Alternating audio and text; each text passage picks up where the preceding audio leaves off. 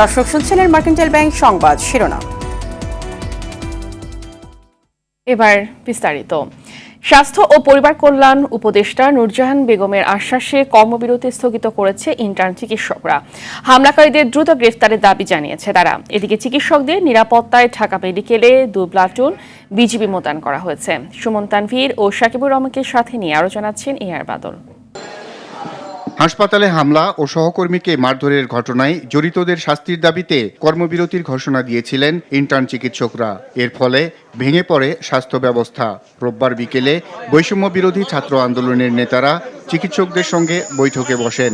এ সময় হামলাকারীদের দ্রুত গ্রেপ্তারের আশ্বাস দেন স্বাস্থ্য উপদেষ্টা। রোগীর লোক তাকে বের করে তার উপরে ধস্তাধস্তি করে, তাকে মারে। 24 ঘন্টার কর্মসূচি স্থগিত করে কাজে যোগ দেন ইন্টার্ন চিকিৎসকরা।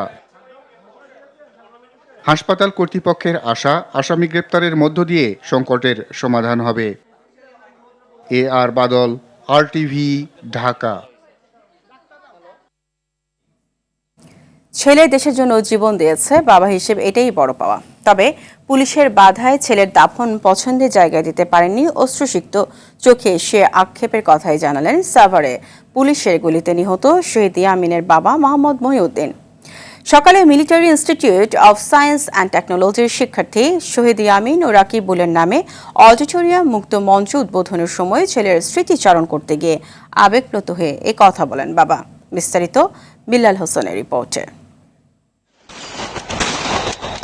বৈষম্য বিরোধী ছাত্র আন্দোলন চলাকালে গত 18 জুলাই সাভারের ঢাকা আরিচা মহাসড়কে পুলিশের সাজোয়াজানে MISTর শিক্ষার্থী শায়ক আসহাবুল ইয়ামিনের গুলিবিদ্ধ ছটফট করা দেহ। এক পর্যায়ে সাজোয়াজানের উপর থেকে ফেলে দেওয়া হয় তাকে।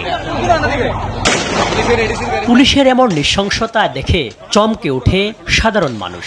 এদিকে মিরপুরে এক মহিলাকে বাঁচাতে গিয়ে ছাত্রলীগের গুলিতে শহীদ হন প্রতিষ্ঠানটির সাবেক শিক্ষার্থী রাকিবুল হাসান। শহীদ 2 শিক্ষার্থীর স্মৃতি রক্ষায় ইয়ামিনের নামে MISTর অডিটোরিয়াম ও শহীদ রাকিবুলের নামে মুক্ত মঞ্চের নামকরণ করে প্রতিষ্ঠানটি। অন্যায়ের বিরুদ্ধে রুখে দাঁড়ানোর ক্ষেত্রে তাদের এই সাহসী আত্মত্যাগ বাংলাদেশ সহ বিশ্বের সকল তরুণ সমাজের জন্য একটা অনুকরণীয় আদর্শ হিসাবে থাকবে চিরকাল। এ সময় শহীদ ইয়ামিনের আত্মত্যাগের কথা তুলে ধরে বাবা বলেন, ছেলের দাফনও দফায় দফায় বাধা দেয়া হয়েছিল। দেখি স্টেশনে আমার ছেলে একেবারে ঘুমন্ত মানুষের মতো ডান দিকে মাথা হেলান দিয়ে সে শুয়ে আছে। ডাক্তার বলছে যে না, আমরা তার কোনো ট্রিটমেন্টের সুযোগ পাই নাই। আমরা তাকে মৃত অবস্থায় এখানে রিসিভ করেছি সাভার পৌর অবস্থানে। সেখানে আমরা চেষ্টা করলাম, সেখানেও পুলিশ নাকি জানিয়ে দিয়েছে যে পোস্টমর্টম ছাড়া কোনো লাশ এখানে দাফন করা যাবে না।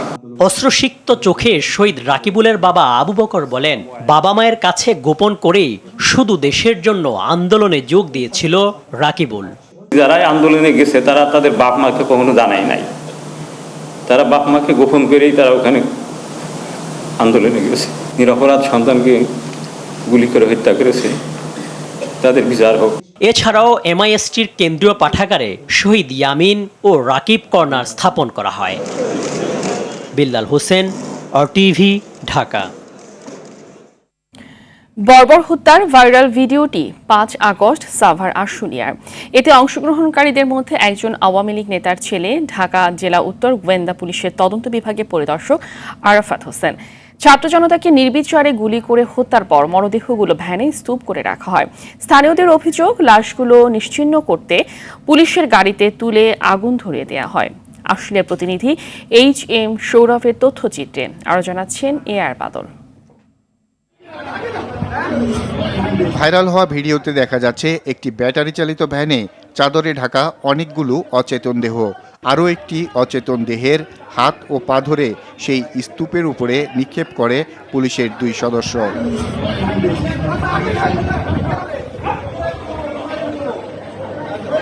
স্তূপ করে রাখা অচেতন দেহগুলোর ভ্যানের পাশ দিয়ে কয়েকজনকে হেঁটে যেতে দেখা যায়।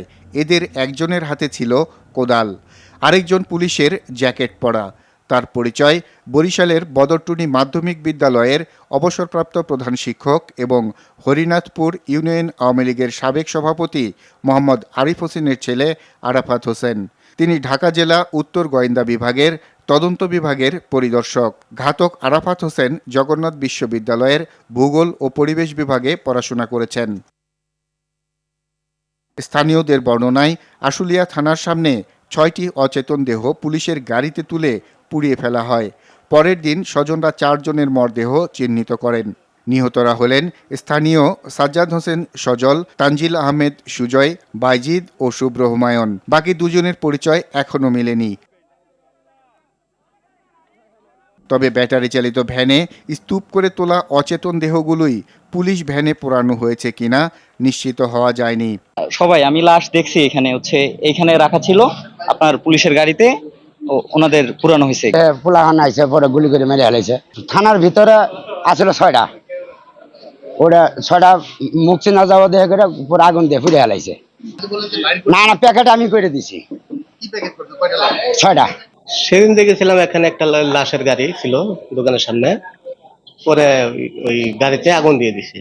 ঘটনাস্থল নিশ্চিত করতে সহায়তা করে আশুলিয়া থানার পাশে ধামসোনা ইউনিয়নের 7 নম্বর ওয়ার্ডের মেম্বার প্রার্থী আবুল হোসেনের পোস্টার, যাতে ধামসোনা ইউনিয়নের সাবেক চেয়ারম্যান ও সংসদ সদস্য সাইফুল ইসলামের ছবি দেখা যায়।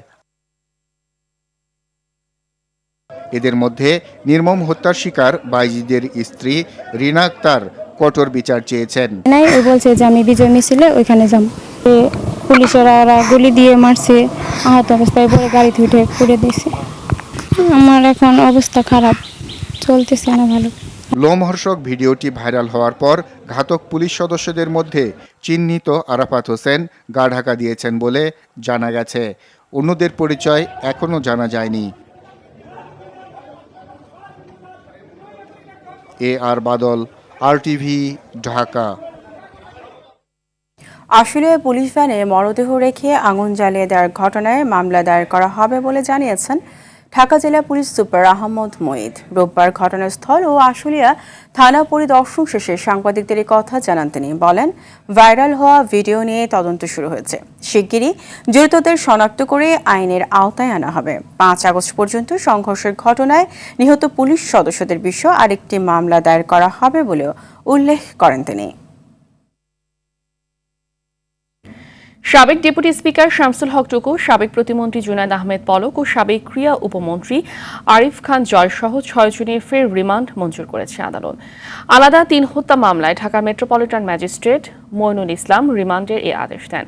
রিমান্ডের অন্য আসামিরা হলেন আওয়ামী লীগের সাংগঠনিক সম্পাদক আহমদ হোসেন, ঢাকা বিশ্ববিদ্যালয় ছাত্রলীগের সাধারণ সম্পাদক তানফির হাসান সৈকত ও চট্টগ্রাম বন্দরের সাবেক চেয়ারম্যান অবসরপ্রাপ্ত রিয়ার অ্যাডমিরাল মোহাম্মদ সোহাইল। সাবেক প্রতিমন্ত্রী পলককে 2 মামলায় 3 দিন করে 6 দিন ও বাকিদের 3 দিন করে রিমান্ডের আদেশ দিয়েছেন আদালত। পুলিশের লুট হওয়া অস্ত্র উদ্ধারে বুধবার থেকে শুরু হচ্ছে যৌথ অভিযান। স্বরাষ্ট্র মন্ত্রণালয়ের সংবাদ বিজ্ঞপ্তিতে ঘোষণা দিয়েছেন উপদেষ্টা লেফটেন্যান্ট জেনারেল অবসরপ্রাপ্ত জাহাঙ্গীর আলম চৌধুরী। গেল 5 আগস্ট আওয়ামী লীগ সরকারের পতনের আগে ও পরে থানা, ফাঁড়ি সহ পুলিশের বিভিন্ন স্থাপনা থেকে অস্ত্র, গোলা বারুদ লুট হয়।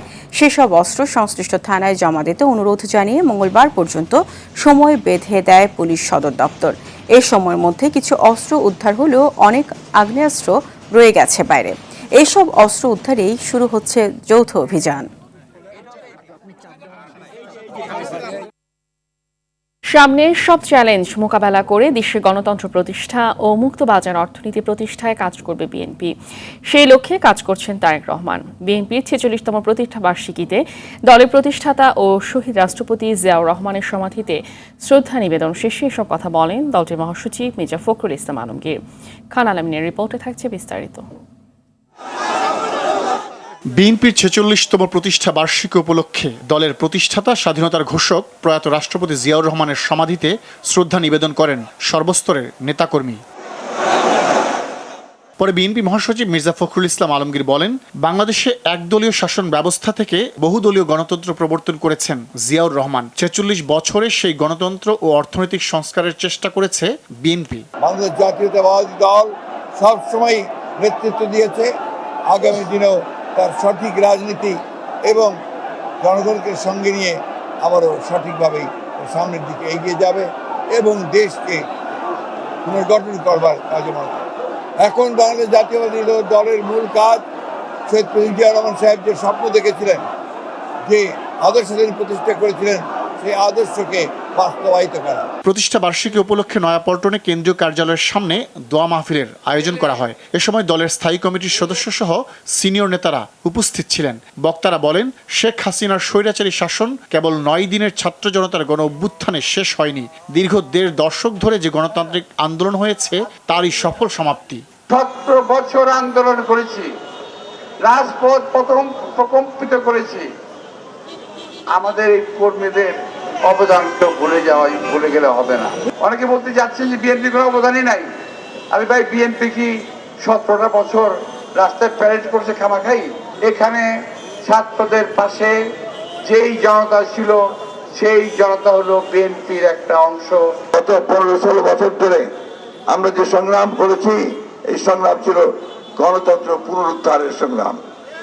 সেই সংগ্রাম ছিল এই দেশে যে নির্বাচন, সেই নির্বাচনী ব্যবস্থাকে পুনরায় সংস্কার করে সেখানে তত্ত্বাবধায়ক সরকার বা নিরপেক্ষ সরকারের অধীনে নির্বাচনের ব্যবস্থা করা। পরে দলীয় নেতাকর্মী, বন্যা ও ছাত্র জনতার গণ অভ্যুত্থানে নিহত ও আহতদের জন্য দোয়া করা হয়। খান আলামিন, RTV, ঢাকা। শক্তি কিংবা ভয় দেখিয়ে নয়, ইনসাফ এবং উদারতা দিয়ে মানুষের মন জয় করার আহ্বান জানিয়েছেন বিএনপির ভারপ্রাপ্ত চেয়ারম্যান তারেক রহমান। প্রতিষ্ঠা বার্ষিকীতে দেশবাসীকে শুভেচ্ছা জানিয়ে নেতাকর্মীদের এমন বার্তা দিয়েছেন তিনি। রাষ্ট্র ও রাজনীতির কাঠামোগত পরিবর্তনের পাশাপাশি ভবিষ্যৎ প্রজন্ম এবং কর্মক্ষম জনশক্তির সামনে সম্ভাবনার সকল দ্বার উন্মুক্ত করে দিতে হবে। আপনাদের প্রতি আমার একান্ত অনুরোধ, অতীতে নির্যাতনের শিকার হওয়ার কারণে আপনারা কেউ দয়া করে প্রতিশোধ পরায়ণ হবেন না। শক্তি কিংবা ভয় দেখিয়ে নয়, বরং ইনসাফ এবং উদারতা দিয়ে মানুষের মনকে জয় করুন। দেশের গণতন্ত্র রক্ষায় অবিচল বাংলাদেশের অন্যতম রাজনৈতিক দল বিএনপি। 1978 সালের এই দিনে শহীদ রাষ্ট্রপতি জিয়াউর রহমানের হাত ধরে যাত্রা শুরু হয় দলটির। জনকল্যাণে রাজনীতি করা 46 বছরের দলটির সামনে এখন ছাত্র জনতার বিপ্লবে অর্জিত বিজয়কে রক্ষার পাশাপাশি জিয়াউর রহমানের আদর্শে সব ধর্ম বর্ণের বাংলাদেশ করাই বড় চ্যালেঞ্জ। এমনটাই মনে করেন বিএনপির স্থায়ী কমিটির সদস্য মেজর অবসরপ্রাপ্ত হাফিজ উদ্দিন আহমদ। আরও জানাচ্ছেন জায়েদ রহমান।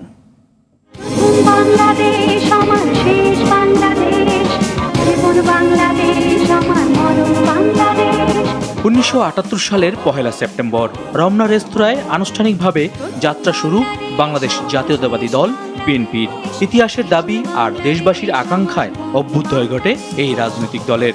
যে জাতি তাদের ভাগ্য উন্নয়নের জন্য নিজেরা নিজ হাতে চেষ্টা করে না, আল্লাহ তাআলা তাদেরকে সাহায্য করেন না।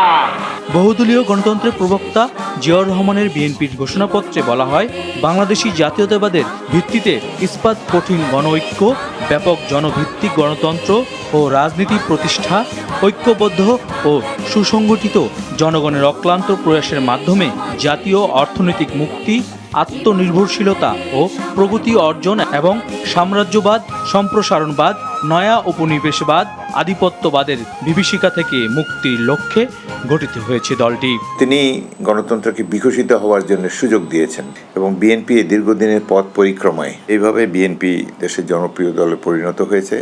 আজও এই দলের মূল শক্তি প্রেসিডেন্ট জিয়ার আদর্শ। 1981 সালের 30 মে চট্টগ্রামে বিপদগামী সেনা সদস্যদের হাতে জিয়াউর রহমান নিহত হন। এরপর 1982 সালের 3 জানুয়ারি বিএনপির হাল ধরেন বেগম খালেদা জিয়া। তার নেতৃত্বে এরশাদ পতনের পর 91 সরকার গঠন করে বিএনপি। 96 তার নেতৃত্বে দ্বিতীয় দফায় 45 দিনের ক্ষমতার পর 2001 সালে তৃতীয় দফায় সরকার গঠন করে দলটি। 2007 সালের 11 পট পরিবর্তনে ক্ষমতার বাইরে চলে যায় বিএনপি। প্রতিকূল পরিবেশের মধ্যেও গণতন্ত্র পুনরুদ্ধারে 2008 থেকে স্বৈরাচার শেখ হাসিনা সরকারের বিরুদ্ধে লড়াই চালিয়ে যায় নেতাকর্মীরা। জীবনের হুমকি আসলেও কখনো দমে যায়নি। বরং গুম, খুন, মামলা, নির্যাতনের পরও সব সময় রাজপথে সরব ছিল দলটি। 2018 সালে দুর্নীতির 2 মামলায় বেগম খালেদা জিয়ার সাজা এবং অসুস্থতার পর দলের হাল ধরেন তারেক রহমান। বাংলার মানুষকে সুন্দর জীবন দিতে চালিয়ে যান সংগ্রাম। সবশেষ ছাত্র জনতার লড়াইয়ে ফ্যাসিস্ট সরকারের পতনে দেশে গণতন্ত্র প্রতিষ্ঠায় অন্তর্বর্তী সরকার গঠনের মধ্য দিয়ে অনেকটা সফল বিএনপি। মুক্ত হন আপসহীন নেত্রী বেগম খালেদা জিয়া। আধুনিক বাংলাদেশ নির্মাণে আসুন আমরা তরুণদের হাত শক্তিশালী করি। দেশের স্বাধীনতা সার্বভৌমত্ব রক্ষায় জনগণকে সাথে নিয়ে আগামীর বাংলাদেশ গড়তে চায় বিএনপি। একটি স্বাবলম্বী স্বনির্ভর বাংলাদেশ গড়ে তোলাই বিএনপির জন্য বড় চ্যালেঞ্জ। দৃঢ়ভাবে 100% আমরা জিয়াউর রহমানের পথে পথ চলতে চাই। অবাধ সুষ্ঠু নির্বাচনের মাধ্যমে জনগণের ক্ষমতা জনগণের হাতে ফিরে আসবে এবং সেই নির্বাচন বিএনপির জন্য বড় চ্যালেঞ্জ বলে মনে করে দলটি। তারুণ্যের জন্য একটি নিরাপদ ভবিষ্যৎ আমরা গড়তে পারবো ইনশাআল্লাহ। জাহিদ রহমান, RTV, ঢাকা। দেশ সংস্কার ছাড়া নির্বাচন দিলে সেটা অর্থবহ হবে না বলে মনে করছেন জামায়াতে ইসলামীর আমির ডাক্তার শফিকুর রহমান। দুপুরে কুষ্টিয়ার কুমারখালীতে বৈষম্য বিরোধী ছাত্র আন্দোলনের শহীদ পরিবারের সদস্যদের সঙ্গে মত বিনিময় ও আর্থিক সহায়তা দেওয়ার পর তিনি আরও বলেন, অতীত সরকারের সব জঞ্জাল পরিষ্কারের পাশাপাশি সুন্দর সভ্য দেশ গড়তেও অর্থবহ গণতান্ত্রিক পদ্ধতি চালু করতে অন্তর্বর্তী সরকারকে যৌক্তিক সময় দেওয়া হবে। এ সময় বৈষম্য বিরোধী ছাত্র আন্দোলনে নিহত 14 পরিবারের মাঝে 28 লাখ টাকার আর্থিক সহায়তা তুলে দেন তিনি। তবে এটা বুঝতে পারছেন যে 15.5 বছরে সবগুলো সাংবিধানিক প্রতিষ্ঠান ধ্বংস হয়ে গেছে এবং জায়গায় জায়গায় অনেক সমস্যা সৃষ্টি হয়ে আছে। এর সংস্কার লাগবেই। এই সংস্কার না করে যদি একটা ইলেকশন দেওয়া হয়, এটা অর্থবহ ইলেকশন হবে না। এই জন্য তাদেরকে যৌক্তিক সময়টা আমরা দিতে চাই, কিন্তু এটা আবার দীর্ঘ হোক সেটাও আমরা চাই না। নিবন্ধন ফিরে পেতে আইনি লড়াই শুরু করেছে জামাত ইসলামী। আপিল বিভাগে খারিজ হওয়া আপিলটি পুনরুজ্জীবিত করার বিষয়ে আবেদনের শুনানি আগামী 21 অক্টোবর। দলটির আইনজীবী বলেন, পৃথিবীর কোথাও কোনো রাজনৈতিক দলকে এভাবে নিষিদ্ধ করা হয়নি। অন্যদিকে আওয়ামী লীগকে নিষিদ্ধ ও নিবন্ধন বাতিল চেয়ে করা রিট সরাসরি খারিজ করে দিয়েছে হাইকোর্ট। শুনানিতে আবেদনকারী নিজেই রিটটি যথাযথভাবে করা হয়নি বলে খারিজ চান। অধরা ইয়াসমিনের রিপোর্ট। 2013 সালের 15 আগস্ট এক রিট আবেদন নিষ্পত্তি করে দীর্ঘদিন রাজনীতিতে কোণঠাসা হয়ে থাকা জামায়াতে ইসলামীর নিবন্ধন বাতিল ও অবৈধ ঘোষণা করে রায় দেন হাইকোর্ট। এরপর 2018 সালের 7 ডিসেম্বর দলটির নিবন্ধন বাতিল করে প্রজ্ঞাপন জারি করে নির্বাচন কমিশন। পরবর্তীতে হাইকোর্টের রায়ের বিরুদ্ধে আপিল করে দলটি। তবে গেল বছর আপিল শুনানিতে মূল আইনজীবী উপস্থিত না থাকায় আপিল আদেশটি খারিজ হয়ে যায়। রোববার রাজনৈতিক দল হিসেবে জামায়াতের বাতিল হওয়া নিবন্ধন ফিরে পেতে চেম্বার আদালতে মামলা পুনরুজ্জীবিত করার আবেদন করে দলটির আইনজীবী। বলেন, ধর্মীয় কারণে কোনো দলকে নিষেধাজ্ঞা দেওয়ার এখতিয়ার কারণ নেই। ধর্মের ভিত্তিতে কিংবা ধর্মীয় আচার আচরণের ভিত্তিতে পরিচালিত কোনো রাজনৈতিক দল পৃথিবীর কোথাও নিষিদ্ধ করা হয় না। অনারেবল জাজ ইন চেম্বারে আমরা বলেছি যে সমস্ত কারণে একটি মামলাকে পুনরুজ্জীবন করা যায়, এটা আপিলেট ডিভিশনের রুলস 20-তে বর্ণনা করা আছে। এই রুলস 20 অনুযায়ী আমরা দরখাস্ত করেছিলাম, সেই দরখাস্ত শুনানি হয়েছে। সেখানে 21 অক্টোবর পূর্ণাঙ্গ বেঞ্চে টুয়ার স্টপ অগ্রাধিকারের ভিত্তিতে শুনানি হবে, এই মর্মে আদেশ পাস করেছে। অন্যদিকে আওয়ামী লীগ নিষিদ্ধ ও দলটির নিবন্ধন বাতিল চেয়ে করা রিট খারিজ করেছে হাইকোর্ট। শুনানিতে আদালত বলেন, সব অপরাধের বিচার হবে। 7-8 জনের পক্ষে প্রতিনিধি আমি, কিন্তু এটা মার নাই বলতেছে। আমি বলছি সংবিধান আছে, তারপর নেয় নাই। সেই জন্য এই প্রতিবাদটা যে দরকার নাই এই সংগঠন করানো, তাই আমরা কালকে আমাদের সংগঠনের বিলুপ্তি করে দিব। এর আগে 19 আগস্ট ছাত্র জনতাকে নির্বিচারে হত্যার দায়ে বাংলাদেশ আওয়ামী লীগকে নিষিদ্ধ ও নিবন্ধন বাতিল চেয়ে হাইকোর্টে রিট করে মানবাধিকার সংগঠন সারডা। রিটে দেশ সংস্কারের লক্ষ্যে বর্তমান অন্তর্বর্তী সরকারের মেয়াদ সর্বনিম্ন 3 বছর চাওয়া হয়। অধরা ইয়াসমিন, RTV, ঢাকা। দুদকের আবেদনে সাবেক স্বরাষ্ট্রমন্ত্রী আসাদুজ্জামান খান কামাল, তার স্ত্রী লুৎফুল তাহমিনা খান এবং তাদের ছেলে শাফি, মোতাসিম, মেয়ে সাফিয়া তাসনিম খান সহ 10 জনের বিদেশ যাত্রায় নিষেধাজ্ঞা দিয়েছেন আদালত। আজ ঢাকার মহানগর জজ আদালতের বিচারক মোহাম্মদ আসামস জগলুল হোসেন এই আদেশ দেন।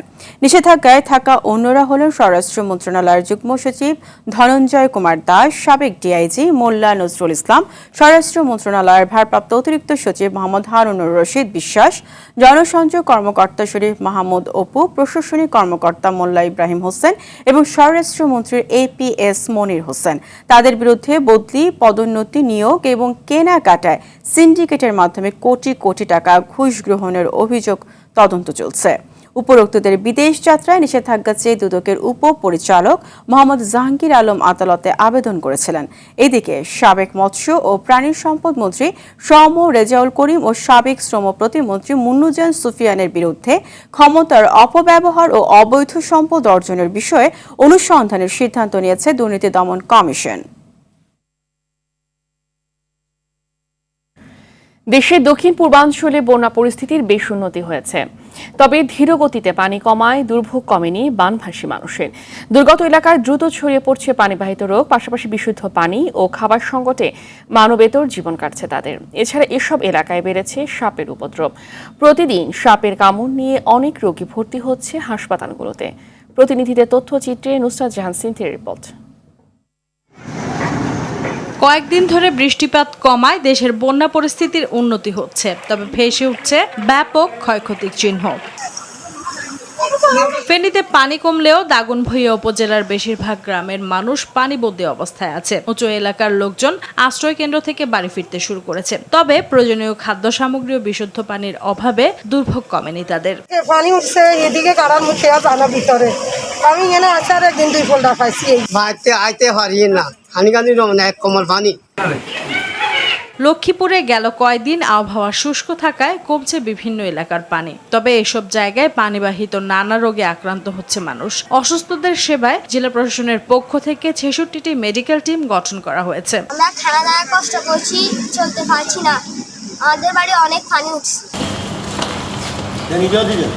নোয়াখালীর 8 উপজেলায় বন্যার পানি কমছে, তবে প্রত্যন্ত এলাকার আশ্রয় কেন্দ্র এবং বাড়িতে থাকা বানভাসী মানুষদের কাছে ঠিকমতো ত্রাণ সামগ্রী পৌঁছাচ্ছে না। অন্যদিকে জেলাটিতে আশঙ্কাজনক হারে বেড়েছে সাপের উপদ্রব। রাস্তার মধ্যে বুক পরিমাণ পানি। আমরা এখন পর্যন্ত কোনো ত্রাণ পাই না। দুই পার্টি আমাদেরকে ত্রাণ দিয়ে গেছে, এখন পর্যন্ত ত্রাণ এই রোডের মধ্যে ঢুকে নাই। এদিকে কুমিল্লা, ব্রাহ্মণবাড়িয়া, মৌলভীবাজারে বন্যা পরিস্থিতির অনেকটাই উন্নতি হয়েছে। বিভিন্ন উপজেলা থেকে নামছে পানি, এতে ঘরবাড়ি, আসবাবপত্র নষ্ট হওয়ার পাশাপাশি ভেসে গেছে ক্ষেতের ফসল ও পুকুরের মাছ। বন্যায় আমাদের মূলত ক্ষতি হয়েছে আমাদের যে এলাকা অঞ্চলগুলো আছে, মাছের ঘেরগুলো আছে, মাছের ঘেরে যারা অসহায় মানুষ তাদের মাছের ঘেরে মাছ সব বেশি গেছে। নুসরাত জাহান সিনথি, RTV। বন্যায় ক্ষতিগ্রস্তদেরকে সাশ্রয়ী মূল্যে চাল ও আটা সরবরাহের লক্ষ্যে খাদ্য মন্ত্রণালয় স্পেশাল OMS কার্যক্রম গ্রহণ করেছে। মন্ত্রণালয়ের সম্মেলন কক্ষে একথা জানান খাদ্য সচিব ইসমাইল হোসেন। বলেন, স্পেশাল OMS 230টি কেন্দ্রে দেওয়া হবে। প্রতি কেন্দ্রে 1 টন চাল এবং 1 মেট্রিক টন আটা হিসেবে প্রতিদিন 230 টন চাল ও 230 টন আটা বিক্রি করা হবে। সেপ্টেম্বর, অক্টোবর ও নভেম্বর মাসে এই কার্যক্রমে সর্বমোট 14,490 মেট্রিক টন চাল ও 14,490 মেট্রিক টন আটা বিক্রি করা হবে। প্রতি কেজি চাল 30 টাকা, প্রতি কেজি খোলা আটা 24 টাকা এবং 2 কেজি প্যাকেট আটা 55 টাকা দরে বিক্রি করা হবে।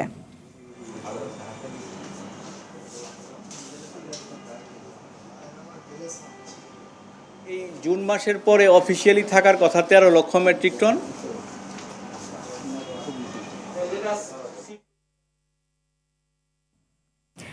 নীরবে হলেও এখনও আগের মতোই চাঁদাবাজি চলছে।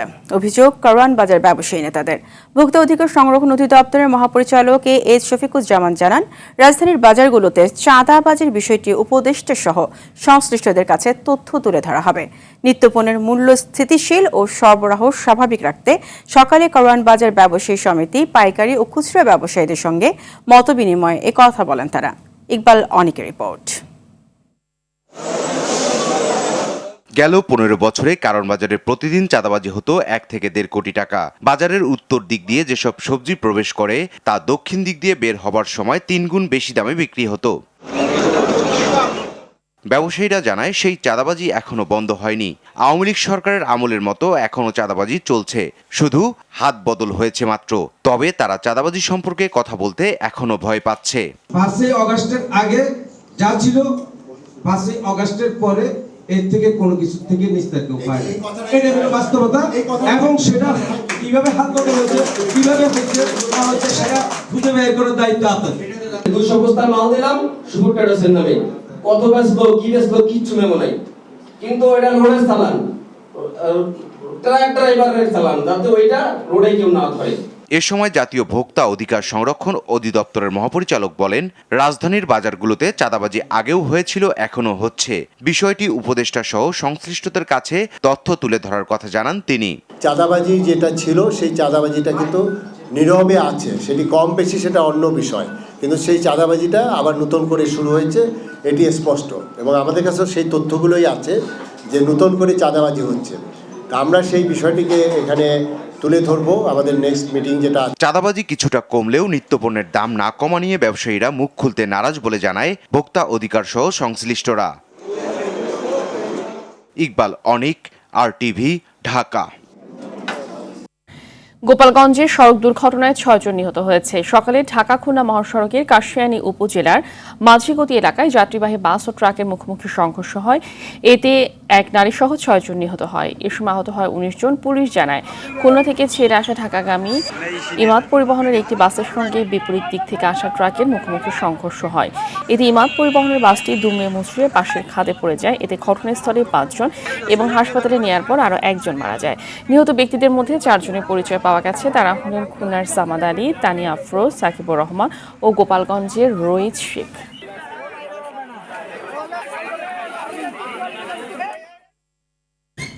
ন্যাশনাল লাইফ ইন্স্যুরেন্সের সঙ্গে গ্রুপ বীমা চুক্তি সই করেছে ইস্পাত ও প্রকৌশল কর্পোরেশন BSEC। বিকেলে BSEC কার্যালয়ে নিজ নিজ প্রতিষ্ঠানের পক্ষে চুক্তিতে সই করেন ন্যাশনাল লাইফের মুখ্য নির্বাহী কর্মকর্তা কাজিম উদ্দিন ও BSEC সচিব প্রকৌশলী নাজমুল হক প্রধান। এ সময় BSEC চেয়ারম্যান মোহাম্মদ মনিরুজ্জামান, পরিচালক বেলাল হোসেন, ন্যাশনাল লাইফের DMD and CFO Probir Chandra Das ও গ্রুপ বীমা প্রধান কাজী মোহাম্মদ মহসিন উপস্থিত ছিলেন।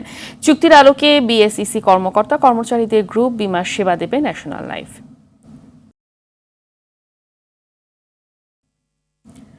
গত মাসে দেশের বাইরে থেকে রেমিটেন্স এসেছে 222 কোটি মার্কিন ডলার, যা গত বছরের আগস্ট মাসের চেয়ে 39% বেশি।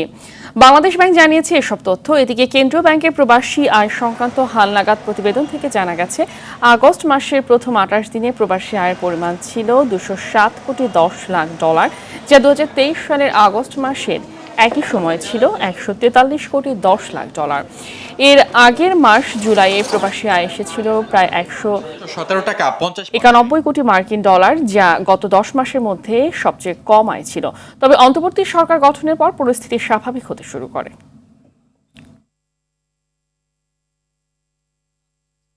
সরকারি সব কর্মচারীকে সম্পদের হিসাব দাখিলের নির্দেশ দিয়েছেন জনপ্রশাসন মন্ত্রণালয়। বিকেলে জনপ্রশাসন মন্ত্রণালয়ের সিনিয়র সচিব মোহাম্মদ মোখলেসুর রহমান স্বাক্ষরিত এক সংবাদ বিজ্ঞপ্তিতে এই তথ্য জানানো হয়।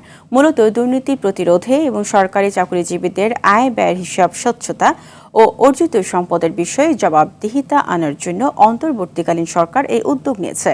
সম্পদ বিবরণীর মধ্যে দেশে বিদেশে থাকা অর্থ সম্পদের বিবরণ উল্লেখ করতে হবে।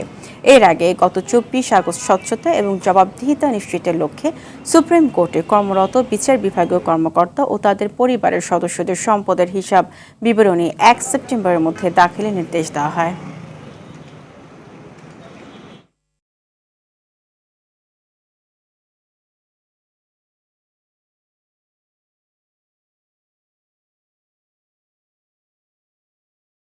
ন্যাশনাল লাইফ ইন্স্যুরেন্স আন্তর্জাতিক সংবাদ।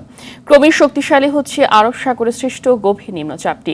ইতিমধ্যে এটি ঘনীভূত হয়ে ঘূর্ণিঝড় আসনায় পরিণত হয়েছে, যা পশ্চিম দিকে অগ্রসর হচ্ছে বলে জানিয়েছে ভারত ও পাকিস্তানের আবহাওয়া বিভাগ।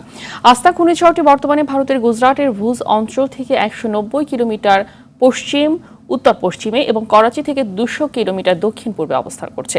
এই ঘূর্ণিঝড়ের প্রভাবে এরই মধ্যে গুজরাটে বৃষ্টিপাত শুরু হয়েছে, পানিতে তলিয়ে গেছে বিস্তীর্ণ এলাকা। ওই এলাকার পরিস্থিতি আরও অবনতি হওয়ার আশঙ্কা করছে স্থানীয় প্রশাসন। ঘূর্ণিঝড় আসনার প্রভাবে ভারী বৃষ্টিতে পাকিস্তানে এ পর্যন্ত নিহত হয়েছে অন্তত 26 জন। 1891 থেকে 2023 সালের মধ্যে আরব সাগরে মোট 3টি ঘূর্ণিঝড় তৈরি হয়েছিল, তবে আগস্ট মাসে আরব সাগরের ঘূর্ণিঝড় বিরল একটি ঘটনা। যুক্তরাষ্ট্রের টেক্সাস অঙ্গরাজ্যের আর্লিংটন শহরে জাতীয় সমাধিস্থলে নির্বাচনী প্রচারে নেমে বিতর্কের মুখে পড়েছেন রিপাবলিকান দলের প্রেসিডেন্ট প্রার্থী ডোনাল্ড ট্রাম্প। এই ঘটনায় ট্রাম্পের কড়া সমালোচনা করেছেন তার প্রধান প্রতিদ্বন্দ্বী ডেমোক্রেট দলের প্রেসিডেন্ট প্রার্থী কামালা হ্যারিস। শনিবার সামাজিক মাধ্যম এক্স এক পোস্টে কামালা বলেন, ট্রাম্প রাজনীতির স্বার্থে পবিত্র ভূমির অসম্মান করছেন। এদিকে সমালোচনার জবাব দিয়েছেন ট্রাম্প। তিনি বলেন, নির্বাচনী প্রচার নয়, তিনি বছর আগে আফগানিস্তানের সেনা প্রত্যাহারের পর নিহত 13 সেনা সদস্যের প্রতি শ্রদ্ধা জানাতে সমাধিস্থলে গিয়েছিলেন তিনি। সমাধি ক্ষেত্রে তাকে ছবি তোলার জন্য অনুরোধ করা হয়েছিল বলেও জানান ট্রাম্প।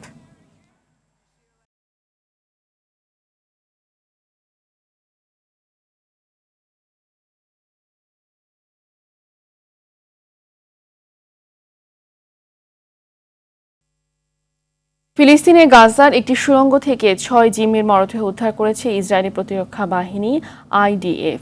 রোববার রাফাহ ক্রসিংয়ের একটি সুড়ঙ্গের ভেতরে তাদের মরদেহ পাওয়া যায়। IDF জানায়, জিম্মিদের কয়েকদিন আগেই হত্যা করা হয়েছে বলে ধারণা তাদের। এদিকে জিম্মিদের মরদেহ পাওয়ার পর ইসরায়েলের প্রধানমন্ত্রী বেনিয়ামিন নেতানিয়াহুর বিরুদ্ধে বিক্ষোভ ও ধর্মঘটের ডাক দিয়েছে ইসরায়েলের সাধারণ মানুষ। নেতানিয়াহু হামাসের সঙ্গে চুক্তি করলে জিম্মিদের জীবিত পাওয়া যেত বলে অভিযোগ তাদের। অন্যদিকে গত ডিসেম্বর থেকে হামাসের সঙ্গে যুদ্ধবিরতিতে পৌঁছানোর চেষ্টা করছেন বলে দাবি করেন নেতানিয়াহু। তিনি আরও জানান, গেল 16 আগস্ট যুক্তরাষ্ট্রে দেওয়া নতুন যুদ্ধবিরতির প্রস্তাবেও অসম্মতি জানিয়েছে হামাস।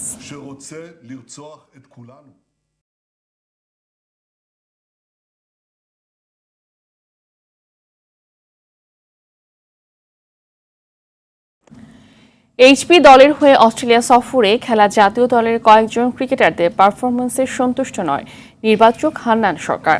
দুপুরে সাংবাদিকদের একথা জানান জাতীয় দলের এই নির্বাচক।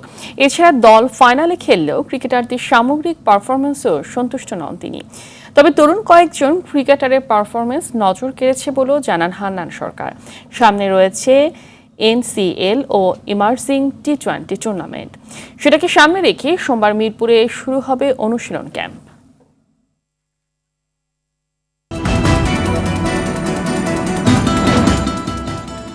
সন্ধ্যার সংবাদ এই পর্যন্ত। সর্বশেষ সংবাদ জানতে যে কোনো মোবাইল ফোন থেকে 2414 নম্বরে ডায়াল করুন। রাতের সংবাদ 11:15টায় দেখার আমন্ত্রণ রইল। ধন্যবাদ সবাইকে। ধন্যবাদ।